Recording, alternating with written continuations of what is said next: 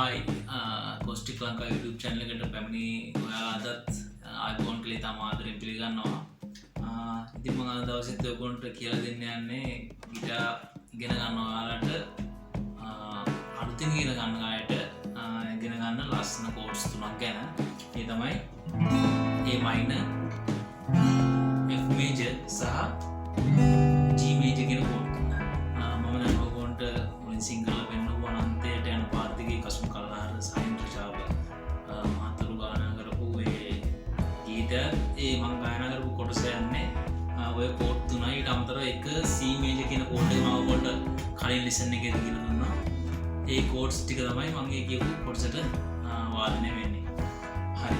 අපි වැඩි කතා කරන්න තුන ටක් ගාලා බලමු මේ chords අල්ලන්නේ කොහොමද කියලා. A minor chord එක. ඒ minor chord එක අල්ලන්නේ අපි මෙන්න මේ 1 2 දෙවෙනි fret එක ඇතුලේ හතරවෙනි කම්බය අල්ලනවා මෙන්න මේ ඇඳ ඇඟිල්ලේ. මම ඔයගොල්ලෝ කලින් පාඩමේදී chord diagrams දන්න සිංහලෙන් ඉගෙනගමු කියන lesson එකේදී මම ඔයගොල්ලන්ට කියලා දුන්නා මේ ඇඟිලි වලට අංක දෙනවා කියලා 1 2 3 4 විදිහට. ඔකට මේ දෙවෙනි ඇඟිල්ලෙන් අල්ලනවා දෙවෙනි fret එකේ හතරවෙනි කම්බය.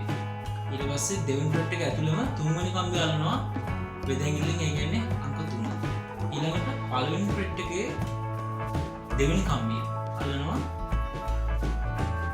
පළවෙනි ඇඟිල්ලේ. මෙන්න මේ. ඒකෙදි මේ උඩ කම්බිය E note එක ප්ලේ වෙන්නේ නැහැ. පස්වෙනි කම්බිය ඉඳන් පල්ලෙහාට තමයි ප්ලේ වෙන්නේ. ඒ තමයි A minor chord එක. හරි. ඊළඟට අපි බලමු G major chord එක. G major chord එක අල්ලන්නේ මෙන්න මේ දෙවෙනි fret එකේ පස්වෙනි කම්බිය අල්ලනවා දෙවෙනි ඇඟිල්ලේ මැද ඇඟිල්ල. ඊළඟට තුන්වෙනි fret එකේ හයවෙනි කම්බිය අල්ලනවා තුන්වෙනි ඇඟිල්ලේ. ඒ කියන්නේ බෙද ඇඟිල්ලේ. ඊළඟට තුන්වෙනි fret එකේම යටම කම්බිය E note එක අල්ලනවා සුළු ඇඟිල්ලේ. අංක 4 ඇඟිල්ලේ. අන්න ඒ විදිහට.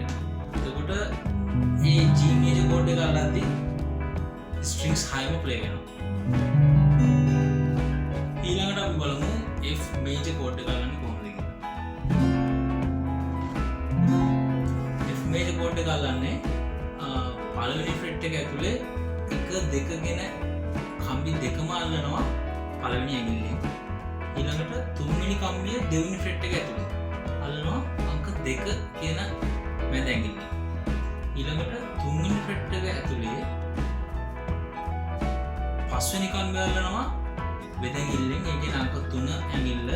ඊළඟට තුන්වෙනි fret එක ඇතුලේම හතරවෙනි කම්බිය අල්ලනවා සුළු ඇඟිල්ලෙන්. ඒ කියන්නේ අංක 4 ඇඟිල්ල. මෙන්න මේ විදියට. දැන් ඉගෙන ගත්තා A minor, G major, F major කියන chords ටික. ඉතින් මම ඉස්සරහට කරන lesson එකේදී මම ඔයගොල්ලන්ට කියලා දෙන්නම් මේ chords මතක තියාගන්න පුළුවන් ලේසි ක්‍රමයක්. chords ඉගෙන ගන්න පුළුවන් මූලිකම සිද්ධාන්ත මොකක්ද කියලා මම ඔයගොල්ලන්ට ඊළඟ lesson එකේදී කියලා දෙන්නම්. එහෙනම් ආයෙත් තව මේ වගේ ලස්සන lesson එකකින් හම්බ වෙනකම් ජය වේවා.